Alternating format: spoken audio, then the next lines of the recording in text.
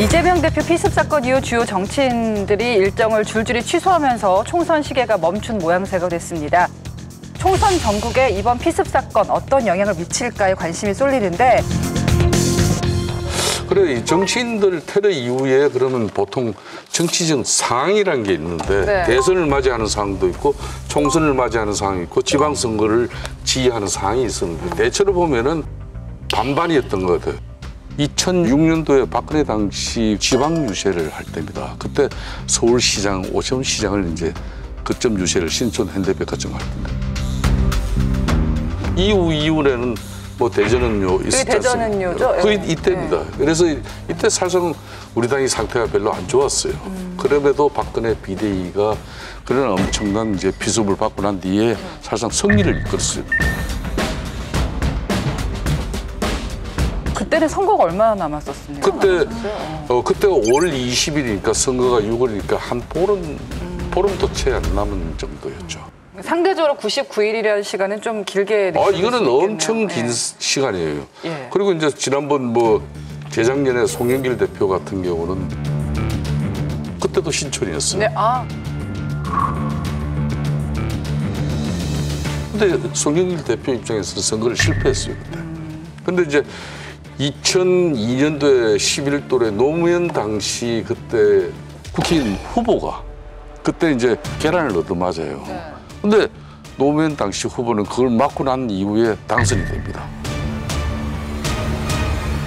2007년도에도 MB 같은 경우도 당시 대선 후보로서 그때 거리 유세하는 중에 날라오는 계란을 맞았어요. 그 당선됐어요. 대표적인 게 노태우 대통령이죠. 네. 호남 가가지고 그때 완전 그냥 돌 그거 먹고 확. 동정론이 확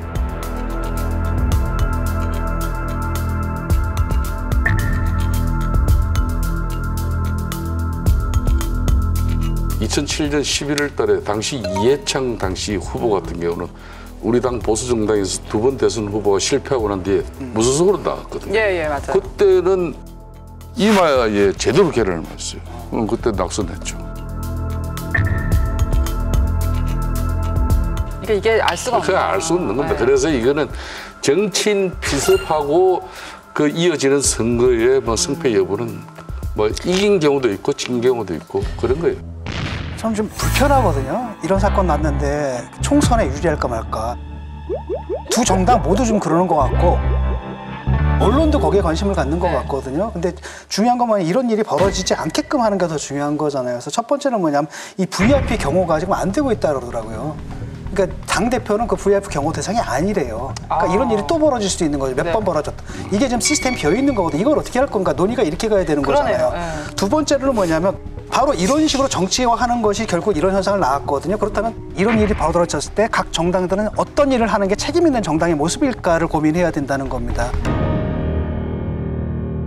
아니, 그러니까 저는 그게 선이 어떻게 그어져야 되냐면 이번에 민주당에서 얘기한 것 중에 하나가 이 사건이 났을 때 자작극 막 얘기하는 극우 유튜버들에 대해서 맞아요. 뭐라고 얘기했냐면 너네 국민의힘이 좀 단속을 해라 이런 얘기를 했어요. 그래서 제가 그걸 보고 이거 좀 문제 있다는 생각이 들었어요. 아니 무슨 얘기냐면 양당이 모두 공당이잖아요. 그러면 뭐 저쪽의 강성 지지자든 이쪽의 강성 지지자든 두 당이 모두 공당으로서 선을 그때그때 거줘야 돼요. 지금 무슨 자작극 뭐 이런 얘기 우리 이런 사회에서 이런 얘기는 허용돼서는 안 됩니다라고 구체적으로 저는 선을 보여줘야 된다고 생각해요.